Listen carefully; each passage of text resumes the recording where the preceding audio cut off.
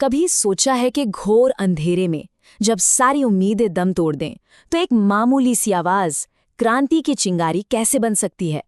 आज हम माखनलाल चतुर्वेदी की एक बहुत ही दमदार कविता कैदी और कोकिला के जरिए इसी सवाल की तह तक जाएंगे। तो चलिए शुरू करते हैं।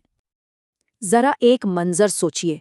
आधी रात का वक्त है, चारों तरफ घना सन्नाटा। जगह है एक जेल की अंधेरी कोठरी, और इस खामोशी को चीरती हुई एक आवाज गूंजती है, एक कोयल की। पर ये कोई मीठा नगना नहीं है, ये एक दर्द भरी चीख है, एक हूक है। कोठरी में कैद कवि चौंक जाता है। वो कोयल से पूछता है, क्या गाती हो, क्यों रह जाती हो? कोकिल बोलो तो, क्या लाती हो, संदेशा किसका है? समझ लीजिए, बस यही एक सवाल इस पूरी कविता की जान है, इसकी आत्मा है। तो आखिर ये सवाल पूछ कौन रहा है? ये सवाल एक ऐसी शख्सियत का है जिन्हें लोग एक भारतीय आत्मा के नाम से जानते थे। ये आवाज है माखनलाल चतुर्वेदी की, और ये समझना बहुत जरूरी है कि वो सिर्फ एक कवि नहीं थे, वो एक स्वतंत्रता सेनानी थे, एक पत्रकार थे जिन्हें ब्रिटिश हुकूमत ने उनके क्रांतिकारी विचारों की वजह से बार बार जेल में डाला था। और ये जो कविता है ना, ये उसी जेल की कोख से जन्मी है। अरे, उनकी तो पूरी जिंदगी ही संघर्ष और देश प्रेम की एक मिसाल है। सोचिए, मध्य प्रदेश में पैदा हुए और सिर्फ 16 साल की उम्र में टीचर बन गए। लेकिन जब देश को जरूरत पड़ी तो उन्होंने चौक छोड़कर कलम को अपना हथियार बना लिया। प्रभा और कर्मवीर जैसे अखबारों के एडिटर बनकर उन्होंने आज़ादी की वो लड़ाई लड़ी जिसकी कीमत उन्हें अपनी जवानी के कई साल जेल की सलाखों के पीछे बिताकर चुकानी पड़ी। अब इस कविता को सही मायनों में समझने के लिए ना, हमें उस माहौल को समझना पड़ेगा, उस दुनिया को देखना पड़ेगा जहां ये लिखी गई। कवि हमें सीधे उसी दुनिया में ले जाते हैं। ऊंची ऊंची काली दीवारें और उनके बीच उन्हें रखा गया था, डाकुओं, चोरों और लुटेरों के साथ। जरा सोचिए, देश के लिए लड़ने वालों को अपराधियों के बीच रखा गया था। ये सिर्फ सजा नहीं थी, नहीं, ये तो ब्रिटिश हुकूमत की एक सोची समझी चाल थी, उनके आत्मसम्मान को तोड़ने की, उन्हें जलील करने की एक घिनौनी कोशिश। और वहां की जिंदगी किसी जहन्नुम से कम नहीं थी। जीने के लिए पेट भर खाना तक नहीं मिलता था और मरने की भी इजाजत नहीं। बस तिल तिल कर तड़पते रहो, दिन रात कड़ा पहरा। कवि के शब्दों में कहें तो ये कोई शासन नहीं था, ये तो तम का प्रभाव था, एक ऐसा घना अंधेरा जो इंसान के अंदर की इंसानियत को ही निगल जाए। तो सोचिए, कवि की पूरी दुनिया सिमटकर कितनी रह गई थी? बस 10 फुट की एक काली कोठरी। और हाँ, उस दुनिया में ब्रिटिश राज ने उन्हें एक गहना भी पहनाया था, उनके हाथों और पैरों में पड़ी लोहे की भारी जंजीरें।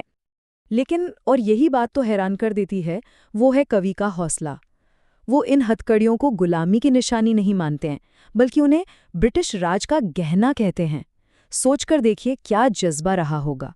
ये सिर्फ एक लाइन नहीं है, ये ऐलान है, गुलामी की सबसे बड़ी निशानी को फख्र के एक तमगे में बदल देने का ऐलान। अब यहाँ से कविता एक बहुत ही, कह सकते हैं, दिल को छूने वाला मोड़ लेती है।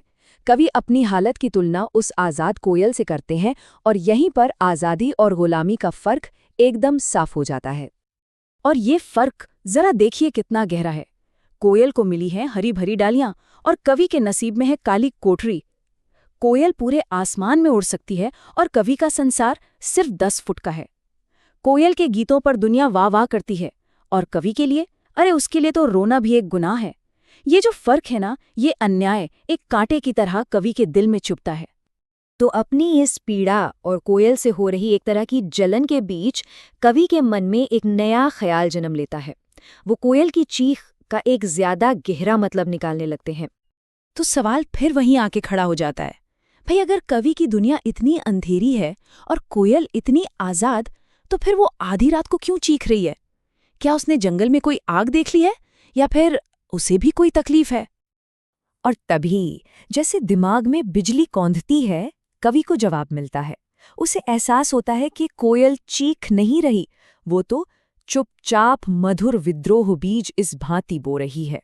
समझ लीजिए, यही है कविता का टर्निंग पॉइंट। कोयल की आवाज अब सिर्फ एक पंछी की आवाज नहीं, वो एक पैगाम बन चुकी है। तो ये विद्रोह बीज है क्या? इसका मतलब है क्रांति का आइडिया, क्रांति का विचार। कवि को लगता है कि कोयल ने भी ये देख लिया है कि पूरा देश ही एक बहुत बड़ी जेल बन चुका है, और वो अपनी आवाज से सोए हुए लोगों को, हिम्मत हार चुके कैदियों को जगाने आई है। वो एक साथी है, एक मैसेंजर है। कोयल से मिली इस प्रेरणा के बाद कविता का जो अंत है ना, वो एक संकल्प के साथ होता है। कवि की मायूसी अब एक मिशन में बदल जाती है। उस एक आवाज ने, उस एक चीख ने कवि को उसका मकसद, उसकी ड्यूटी याद दिला दी है। अब वो अपनी तकलीफ के बारे में नहीं, बल्कि अपने फर्ज के बारे में सोचता है। अब वो कोयल से सवाल नहीं पूछ रहे हैं, बल्कि एक तरह से दहाड़ रहे हैं। और कहो क्या कर दूं? मैं अपनी इस कलम से, अपनी इस आग से और क्या कर सकता हूं? कोकिल बोलो तो। मोहन के व्रत पर प्राणों का आसव किसमें भर दूं? मैं अपनी जिंदगी की सारी ताकत, सारा रस किसके लिए कुर्बान कर दूं? ये एक कैदी की पीड़ा नहीं है, ये एक योद्धा का संकल्प है। और यहाँ मोहन कौन है? वो है मोहनदास करमचंद गांधी, यानी कवि। गांधी जी के उस व्रत पर, भारत को आज़ाद कराने के उस संकल्प पर अपनी सब कुछ, अपनी पूरी ऊर्जा न्योछावर करने का प्रण ले रहे हैं। और आखिर में ये कविता हमें एक बहुत गहरे सवाल के साथ छोड़ जाती है कि कैसे घनघोर अंधेरी रात में एक अकेली आवाज नाउम्मीदी की सबसे मजबूत जेल को भी क्रांति की एक धधकती मशाल में बदल सकती है।